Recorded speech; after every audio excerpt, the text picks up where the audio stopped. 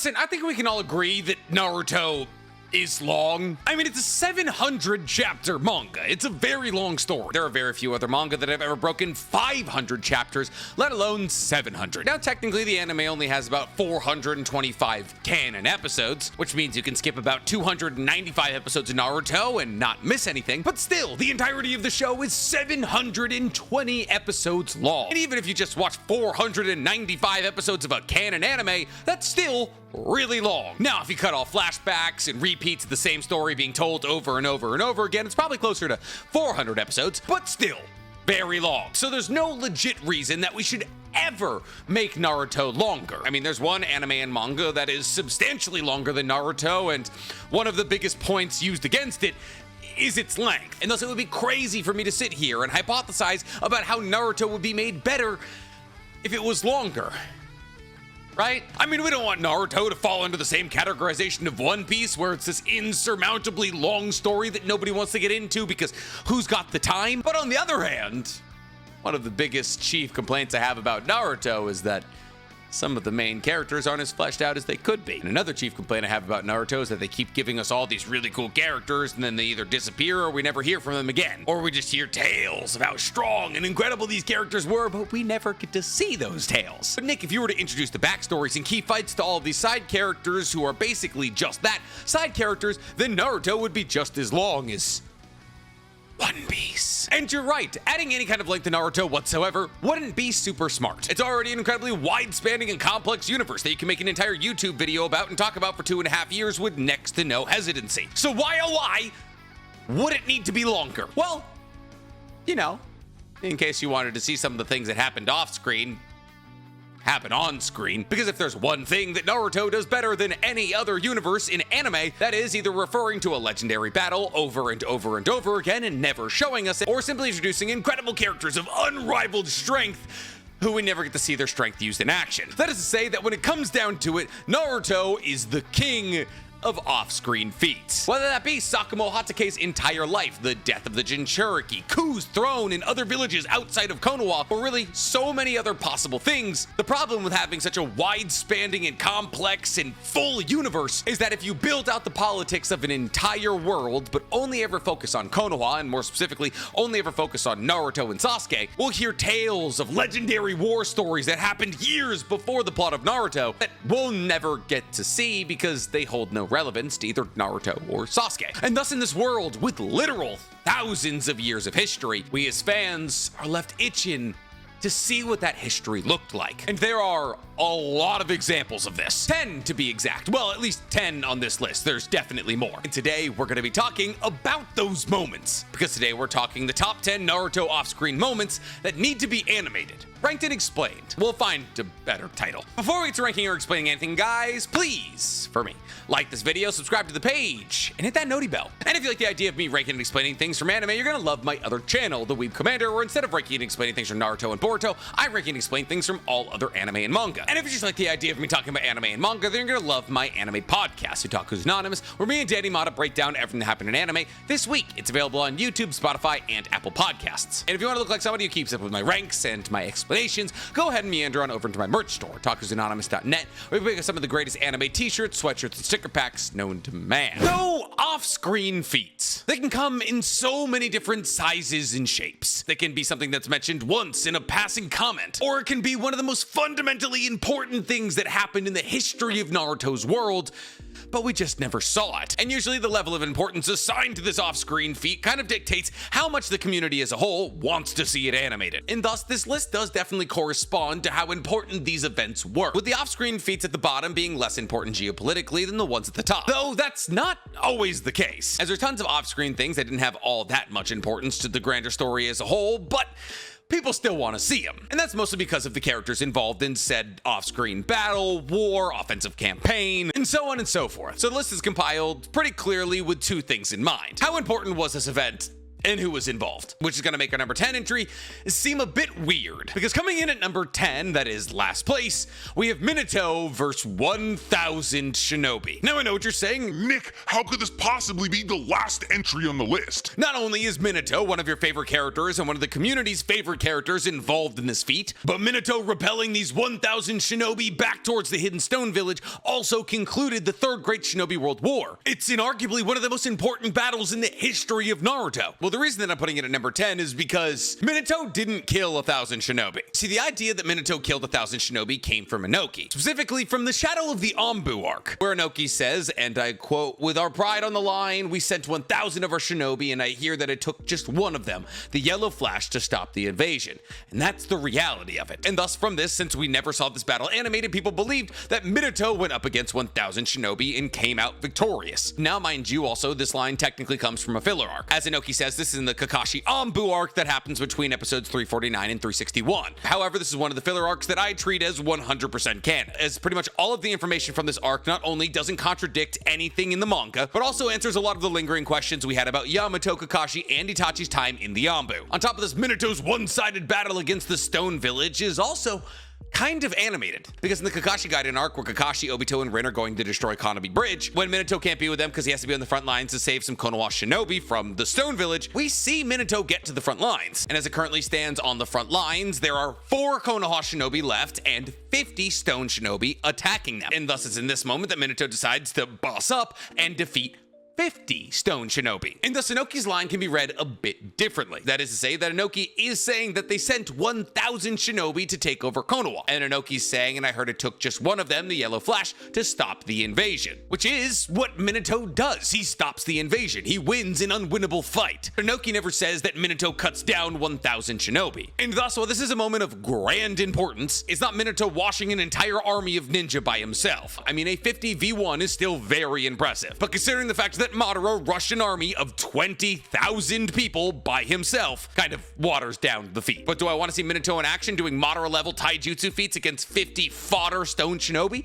Yeah, absolutely. But not more than I want to see a lot of the other things on this list. Like, coming up at number 9, Kakuzu versus Hashirama. Now, I think we can all agree this fight wasn't close, but we know this fight happened because the reason that Kakuzu was expelled from the Land of Waterfalls is because the Land of Waterfalls sends Kakuzu, their strongest ninja, to kill the first Hokage. And thus Kakuzu goes to find Hashirama and kill him, but he's defeated. But he escapes with his life, which is rare in a battle against Hashirama. And honestly, this is one of Kakuzu's more impressive feats. Being able to battle Hashirama pre-Earth Grudge Fear, mind you, and get away with enough of your life that you're able to make it all the way back to the Land of the Waterfalls is very impressive. However, we know because Kakuzu was unsuccessful in his mission to kill the first Hokage, and therefore apparently brought shame to the Hidden Waterfall village, he was thrown in jail and basically treated like trash, which is what caused Kakuzu to break out of prison, kill everybody around him, steal Earth Grudge Fear, and live his days as a bounty hunter. And while this fight was probably anything but close, you can't help but look at the two names involved in this fight and go, huh,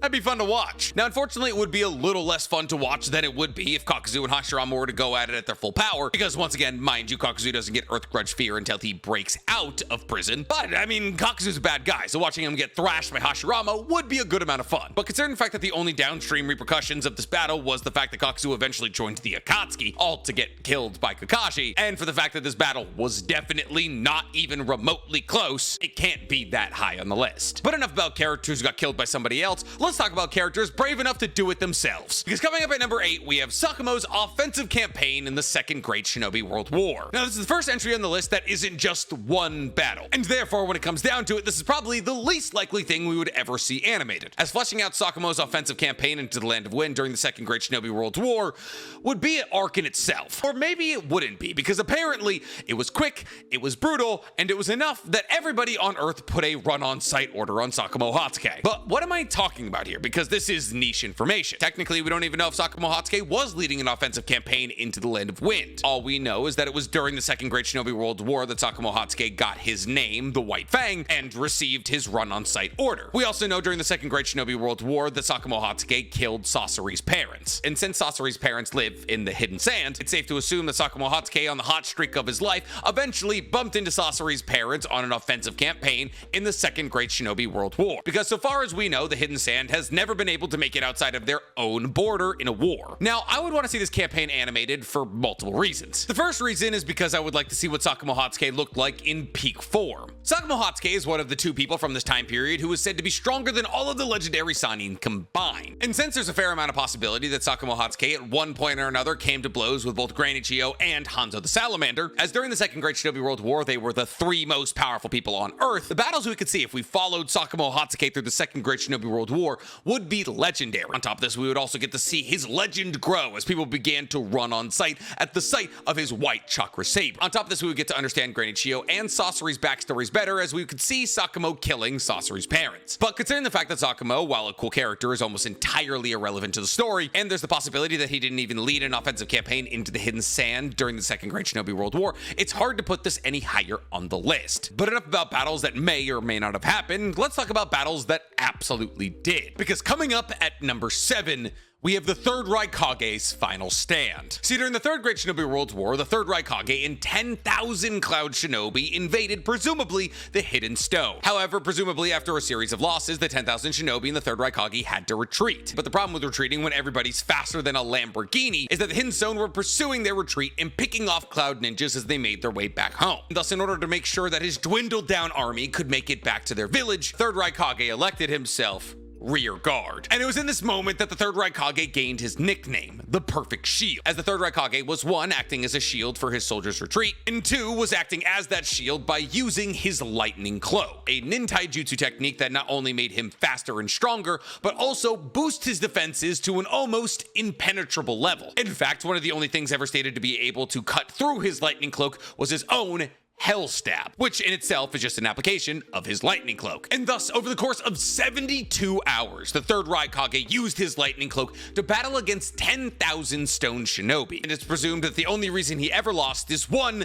that he ran out of chakra, or 2, that he accidentally pierced himself with his own Hell Stab. But all we know about this battle is that the Third Raikage was able to hold back 10,000 Shinobi by himself, and long enough that his soldiers could make it back to their village. And considering the track record we have of singular entities battling against thousands of people simultaneously with Madara, there's no hesitancy in me saying that this man who was able to go toe-to-toe with Gyuki by himself to a standstill would be fascinating to watch against 10,000 Shinobi simultaneously, as his speed, power, and defenses would allow him to cut through the fodder of the Stone Village like a hot knife through butter. I also think this fight is genuinely very interesting because of how fundamentally different it would look from Madara's, because while the Third Raikage would be heavily reliant on his nintaijutsu, it would mostly just be him using his Hell Stab to cut through hundreds, if not thousands of Shinobi simultaneously, as it's stated that there's not a thing on Earth that a one-finger Hell Stab can't cut through. Really, when it comes down to it, the Third Raikage isn't all that important of a character in the Naruto universe. I mean, sure, he's my favorite non-Hokage Kage, but in the grand scope of things, the Hidden Cloud Village not taking a loss at the hands of the Hidden Stone Village in the Third Great Shinobi World War doesn't mean all that much. But you know what does mean a whole lot? The deaths of all the Jinchuriki that died in order to feed the Ghetto statue, as these deaths not only had some of the biggest and most important names in all of Naruto involved in them, as every single one of these deaths was a member of the Akatsuki versus one of the Jinchuriki, but also the results of these battles brought the Akatsuki one step closer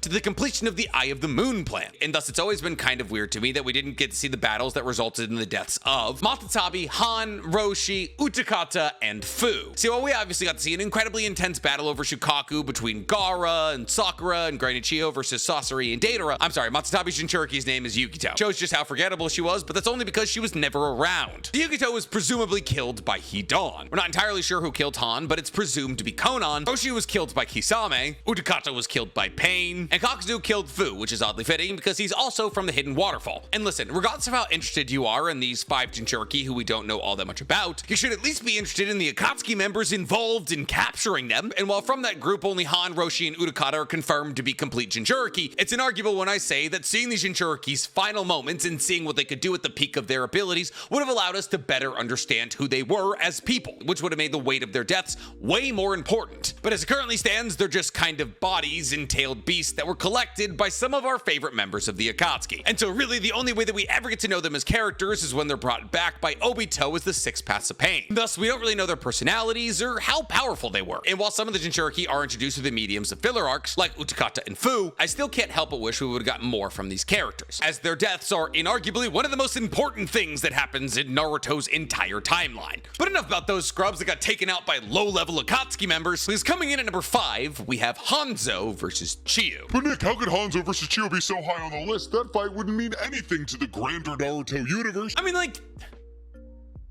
yeah, kinda. It's not like a battle between the Hidden Sand and the Hidden Rain would be all that important for anything downstream in Naruto. In chapter 531, Granny Chiyo reveals to us while having a conversation with Kankuro that she battled against Hanzo multiple times in her day, and therefore Granny Chiyo fully understands the poison that Hanzo's salamander is able to make. And thus Granny Chiyo technically has an antidote to that poison, because she was a bit of a poisoner herself. And thus in this one small moment of Granny Chiyo acting as a plot device to cure everybody who had been poisoned by Hanzo's poison during the war, as both Hanzo and her were brought back through Edo Tensei, it's revealed that some of those legendary battles of all time happened off screen. Because, like I already said when we were talking about Sakumo, there was a time when the 3 most powerful people on Earth were Sakumo Hatake, Granny Chiyo, and Hanzo the Salamander. And unfortunately, because we never really get to see Hanzo or Granny Chiyo fight at the peak of their powers, we'll never truly know how powerful either of them were. But to see these 2 legendary off-screen characters battle and finally understand just how powerful they were at the peak of their lives, I would give anything for it. But unfortunately,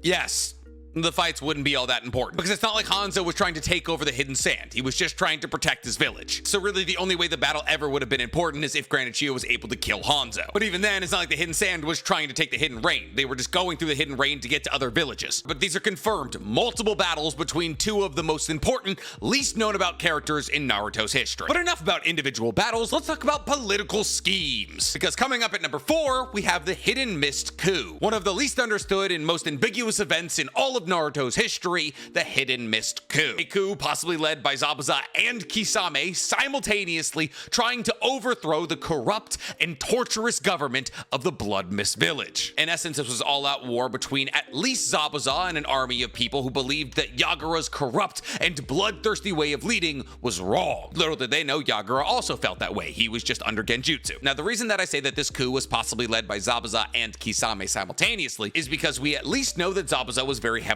involved in this coup, as the failure of this coup is the reason that he was expelled from the Hidden Mist Village and the reason that he's no longer there. But considering the fact that Kisame defected around the time of the coup and also stole Samehada, it's not crazy to assume that Kisame, a person who was incredibly disenfranchised by the Blood Mist Village's way of running things, was also involved in the coup. And thus there's a possibility that 2 of the greatest swordsmen to ever live launched a coup against Yagura and his hunternet. And while this coup was unsuccessful, to see Zabuza and Kisame side by side battling against an entire village in hopes that they could change it one day is something I would very much like to see. And considering the fact that this coup is the reason that Kisame would go on to join the Akatsuki and Zabuza would go on to find Haku, its failure has some pretty big repercussions. So it seems like a pretty sensible thing for me to want animated, even if Kisame wasn't possibly involved. I love Zabuza as a character. But since we're talking about the 7 Swordsmen of the Mist, we should talk about the 7 Swordsmen of the Mist. Or at least what used to be the 7 Swordsmen of the Mist. Because coming up at number 3, we have Might Dai versus the 7 Swordsmen of the Mist. More like did die, am I right? This battle happens during the 3rd Great Shinobi World War, when Might Guy and his team are sent into the Land of Water to complete a mission. However, Might Guy and his team are found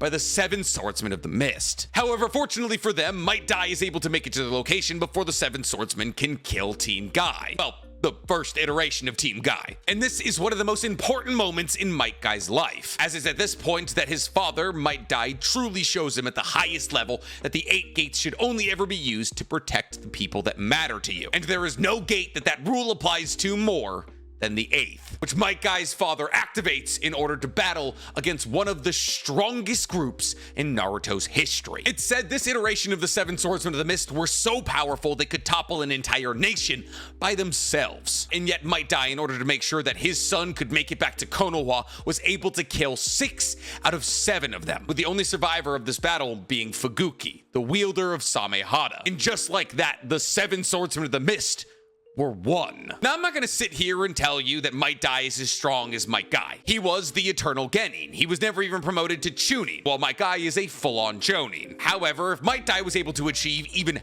half of what Might Guy was able to achieve in the 8th gate, you bet your bottom dollar I want to see that animated against the 7 Swordsmen of the Mist. I want to see how Might Guy killed off 6 individuals one by one as they tried to use their special, incredibly powerful swords, but kept coming up short to a man just using his fists. I want to watch years of legendary sword crafting coming up short against the kicks and punches of a genin. And I want to see Fuguki, the wielder of Samehada before Kisame, realize he's no match for Might Dai and retreat in the face of true power. This, once again, is not the most important event in all of Naruto's history. Sure, if Might Dai hadn't shown up, Might Guy would have died. And if Might Guy died, then nobody would have been around to kick a hole in Madara. But considering the fact that that hole in Madara lasted for what? 12 seconds? That's not the most important thing of all time. Like, yes, Madara recovering from his battle against Might Guy does make him weaker in his upcoming battle against Naruto and Sasuke. But considering the fact that all of that was just going to end with Madara becoming Kaguya anyways, it's hard to say that Might Guy's existence is all that important. In a grand, universe-wide kind of way of thinking. Literally one of my favorite characters. Do not take that the wrong way. But any opportunity to see the 8 gates in action should be seen. And thus, us not getting to see Might Guy versus the 7 Swords into the Mist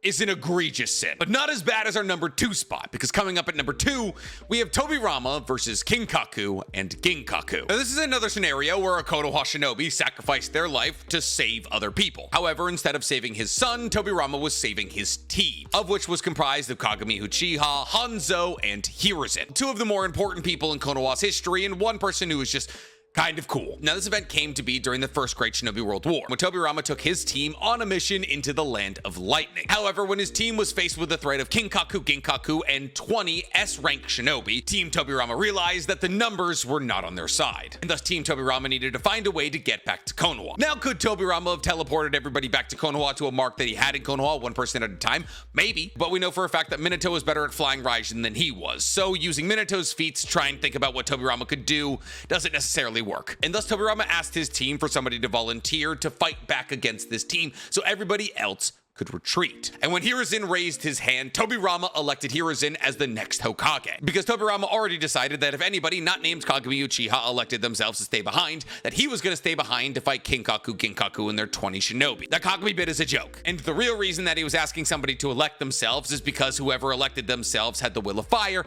and therefore that person should be the next Hokage. And while we do see this moment animated, what we don't see is the upcoming battle between one of the most powerful people in Konoha's history, Tobirama, a man who created Edo Tensei, Flying Raijin, and Shadow Clones, also the man who killed Izuna Uchiha, a dual MS wielder, against 2 incomplete Jinchurikis of Kurama who are able to manifest version 2 cloaks, and 20 S-rank shinobis. Listen, I'm not gonna sit here in front and say that Tobirama was able to take down almost all of them. Tobirama was uniquely powerful, but so were Kinkaku and Ginkaku. Let's not forget that outside of being Jinchurikis of Kurama, they were also wielders of the sacred treasures of the Sage of Six Paths, some of the most powerful weapons of all time. Seeing Tobirama fight the Halo Reach good fight would have been incredible to see, especially if we got to see him bust out some rudimentary Edo Tensei. At the very least, it would have been nice to see Tobirama's final moments, as he is the only Hokage who we know dies in combat, whose death we don't get to see. But unfortunately, even the prospects of seeing Tobirama fight 2 Jinchuriki pales in comparison to our number 1 spot, because coming in at the top of the list, we have Hanzo versus the legendary Sannin. The fight where the legendary Sannin were given that name, because only Orochimaru, Jiraiya, and Tsunade stood standing in front of Hanzo the Salamander. Yes, that's right, the legendary Sannin, before they were the legendary Sannin, led an army into the Hidden Rain, and Hanzo the Salamander cut that army down, until eventually the only 3 people left standing were Team Hiruzen. 1, to watch Hanzo the Salamander cut down an entire army of people while the legendary Sannin are left basically helpless would be crazy. 2, every iteration of the 3-way deadlock is sick anytime we see it. And you know for a fact that the 3-way deadlock was there and got defeated by a giant poisonous salamander. How could you not want to see that? How could you not be curious about how a salamander beat Gamabunta in a fight? And all of the members of the legendary Sannin are very clearly injured at the end of this fight, and Hanzo is not. And thus, from the little information that we do have about this fight, it's clear that it wasn't even necessarily close. Like, the legendary Sannin could do enough to stay alive, but that's basically it. So to see the immense amount of pressure that Hanzo would be able to keep on 3 of the most powerful ninja in Konoha's history would be wild to see animated. And genuinely, it's one of the greatest sins in anime and manga history that it wasn't. But what do you guys think? Out of all the things that we've ever been told have happened in the Naruto world, what's the one that you want to see the most? Tell me in the comments below. And while you guys are down there, please, for me, like this video, subscribe to the page, hit that noti bell. Or to see Orochimaru fighting as a good guy, that would blow my mind.